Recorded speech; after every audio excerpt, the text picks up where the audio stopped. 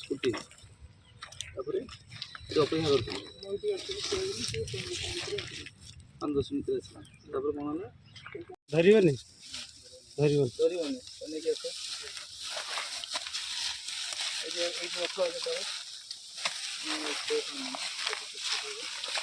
गत 20 तारिख दिन संध्या समय से अभियोग करते परिवार लोक मैंने थाना को आसी रिपोर्ट कले नाबालिका झील बयस 14 संध्या समय 7टा बेल घर पछपटे थिले कुआड़े पड़े जाइए रिपोर्ट आधार में करंजिया थाना गोटे केस कराइला किडनैपिंग केस कराइला 111/2024 एक अपहरण मामला रुजु कर तदंत आरंभ करागला।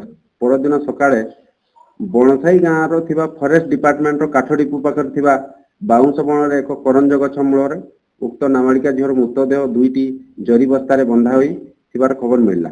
करंजिया पुलिस संगे संगे साइंटिफिक टीम और डिटेक्टिव डॉग टीम रो सहायतार घटनास्थल जांच करी घटनास्थल उक्त झीर जूता एक स्मार्ट वॉच और जरी बस्ता 2टी को जबत कले। यही घटना रे अभियोगकारी और तांको परिवार लोकों संदेह आधार रे अभियुक्त त्रिलोचन महाकुड़ को अटक रखी पचरा उचरा करिवार से निज दुस्स मानिला और से निजे झील को मारी देइछि बोली कहला। से उक्त झील को एक तरफा भल पाउतला और कथबार्ता मध्य होतला। झीर परिवार लोके तांको गाड़ी बंद करिवा और तांको ना बदनाम करिवारु से प्रतिशोध परायण होई झील को मारिया को प्लान करथिला। गत 20/3/2026 रे त्रिलोचन झील को कथा हबा पई डाकिथिला। त्रिलोचन फ्रस्ट्रेशन रे आसी उक्त झील को मारिदेव बोली स्थिर कर नैथिला।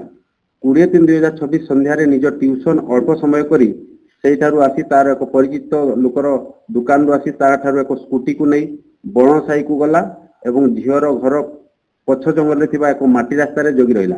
झील प्राय 7:30 हेबो सेठारे आसी पहुंचिला और सेमानक मध्यरे झगड़ा हला। संगे संगे त्रिलोचन झील को सेठारे स्कूटी रे बसई घटनास्थल जगह को नहीं गला। सेठारे प्रथम झील को निज हाथ रे तार बेक चिपी रखिला पर झीलटीर अचेत हो निज बेल्ट काढ़ी उक्त बेल्ट झीर बेक को बांधी दे मारिदेला। पर जरी बस्ता 2टी मुंड आडू और गुड़ आडू बांधी दे उक्त जगार पकाईदेला। जेहेतु तार एक ओडिया जगह थिला निज बेल्ट को मध्य से पाख एक बाउंस बुदारे फिंगी देइछि बोली कहूछि। ए घटना पर तुरंत से तार परिचित लोकों पाखु जाई स्कूटी दे निज गाड़ी को नहीं घर को गला। पर पुलिस ठारू फोन पाई किछि न जानला भली थाना को हाजर हैला। आज आसामी को गिरफ्त करा जायछि। आसंता काली तांको कोर्ट चालान करा दिबो।